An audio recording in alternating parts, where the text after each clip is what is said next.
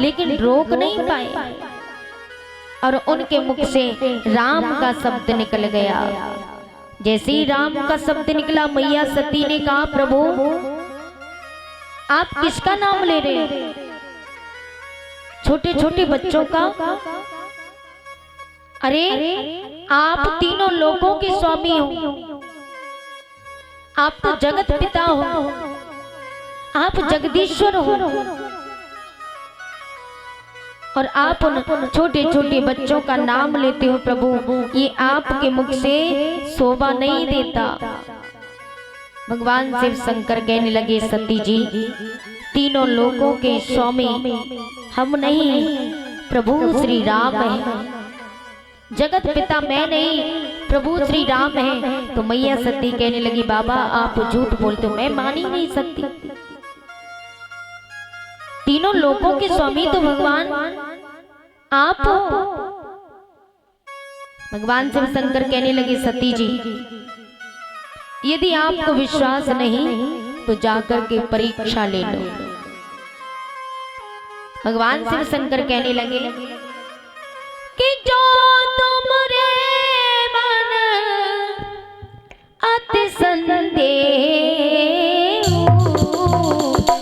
तो कीन जाओ परीक्षा ले।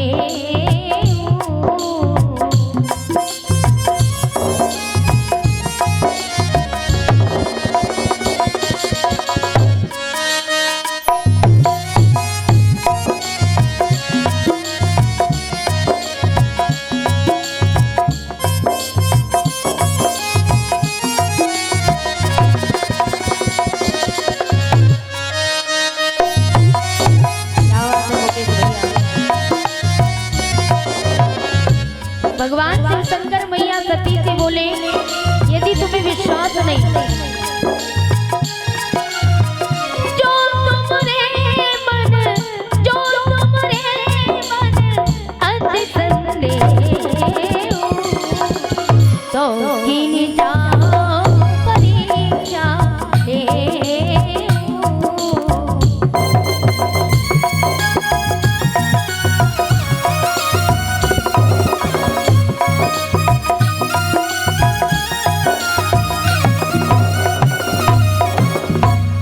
भगवान शिव शंकर कहने लगे, सती जी कि जो तुमरे मन अति संदेह तो किन जाओ परीक्षा ले। भगवान शिव शंकर कहने लगे, यदि तुम्हारे मन में कोई संदेह है तो जाकर के परीक्षा ले लो। मैया सती देर नहीं करती और परीक्षा लेने के लिए चली। उन्होंने माता सीता का रूप धारण कर लिया, क्योंकि रावण जो था वो माता सीता को चुरा करके ले गया और भगवान श्री राम माता सीता को ही खोजने के लिए निकले। तो माता सती ने माता सीता का रूप धारण किया और भगवान श्री राम के सामने पहुंच गई। भगवान श्री राम ने देखा कि ये तो सती मैया है और इन्होंने मेरी पत्नी सीता का रूप धारण किया। अगर लखन भैया ने कहीं देख लिया तो इनके मुख से कहीं भाभी न निकल जाए। इस डर से भगवान श्री राम ने वो रास्ता छोड़ दिया, दूसरे रास्ते पर जाने लगे। अब तो सती मैया उस रास्ते पर भी पहुंच गई।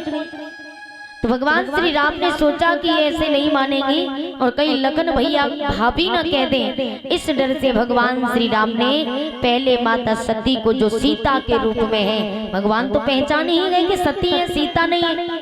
भगवान ने प्रणाम किया, माता प्रणाम, आप वन में अकेले कहाँ घूम रही हो? भगवान शिव शंकर कहाँ है? तो माता सती ने कहा वो कैलाश पर्वत पे हैं। माता सती ने शर्मिंदा से अपना सर नीचे झुका लिया।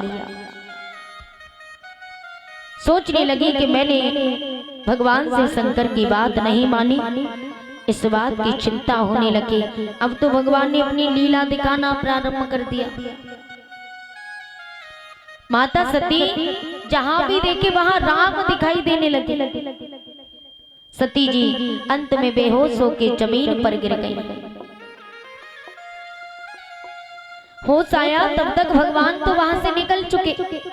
अब माता सती खड़े होकर के जिस समय भगवान शिव शंकर के पास में गई तो मन में सोचने लगी,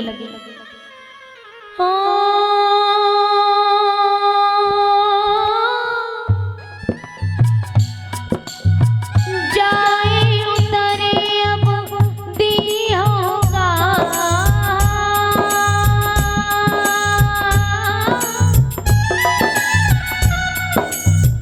उरे उपजाती दारुण दाम, सिया राम जय जय राम, राम सिया राम जय जय राम।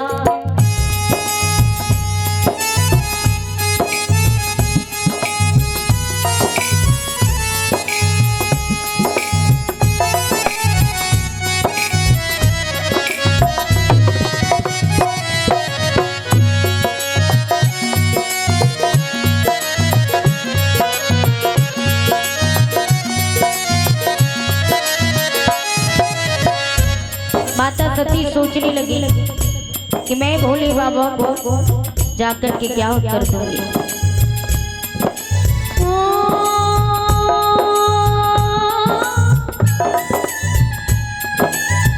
जो तुमरे मन अति संदेह,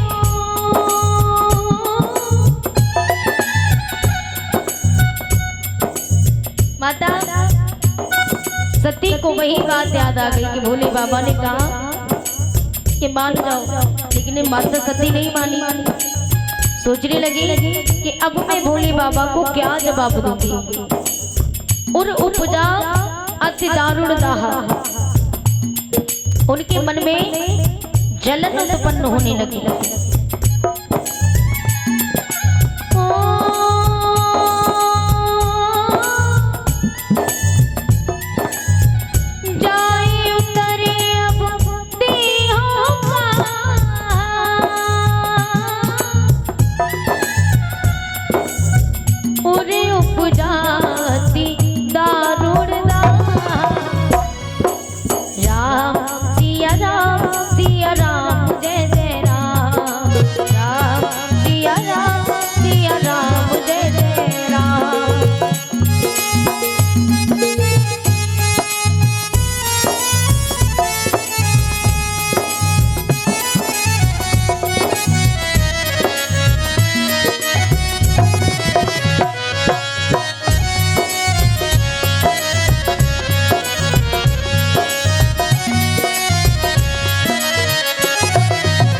माता सती मन में विचार करते हैं, जाए उतरे अब दी होगा,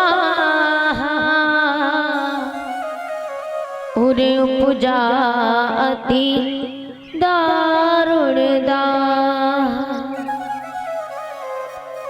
माता सती सोचने लगी कि मैं जाकर के भोले बाबा को क्या जवाब दूंगी।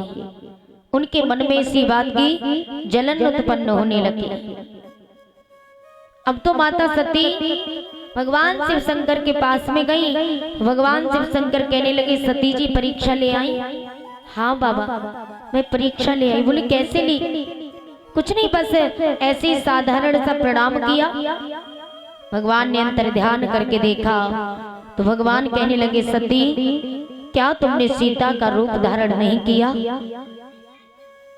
तो मैया खामोश हो गई और कहने लगी कि यदि तुमने माता सीता का रूप धारण किया तो सीता मेरी मां समान है, और तुम मेरी पत्नी होकर के मेरी मां का रूप धारण किया, इसलिए आज से तुम भी मेरी मां समान हो।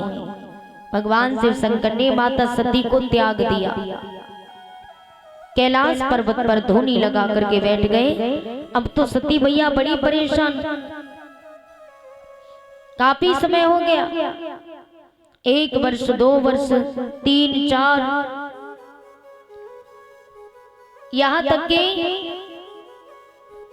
10,000 वर्ष हो गए। भोले बाबा ने अपनी धुनी नहीं खोली तो मैया सती जाकर के नंदी के पास में हाथ जोड़ करके खड़ी हो गई। नंदी तू ही जाकर के भोले बाबा की धुनी खुलवा, तू तो बाबा का प्रिय भक्त है ना। तो नंदी ने कहा मैया मेरे बस की बात नहीं है, मैं आपके और बाबा के बीच में कुछ नहीं कह सकता, ये आप दोनों देखिए।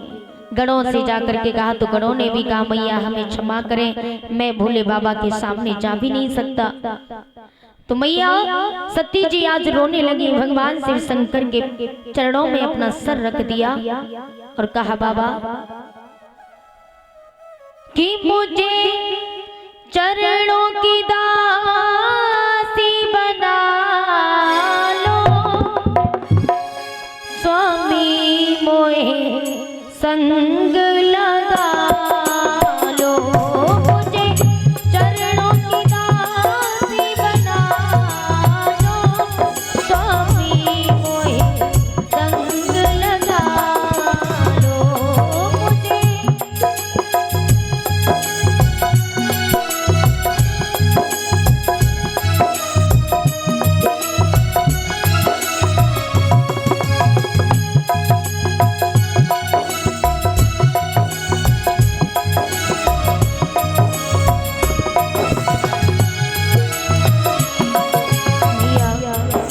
सती जी कहने लगी ओ जल बिन बीन भजन बिन काया, रहती तूनी सुनी है,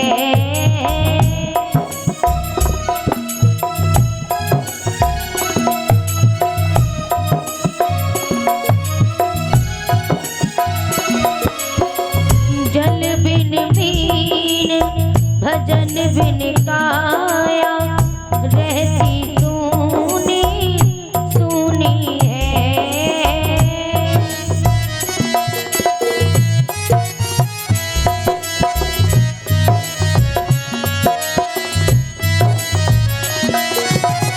ऐसे ही नाथ पुरुष बिन नारी, लगती सदा बेपूनी है,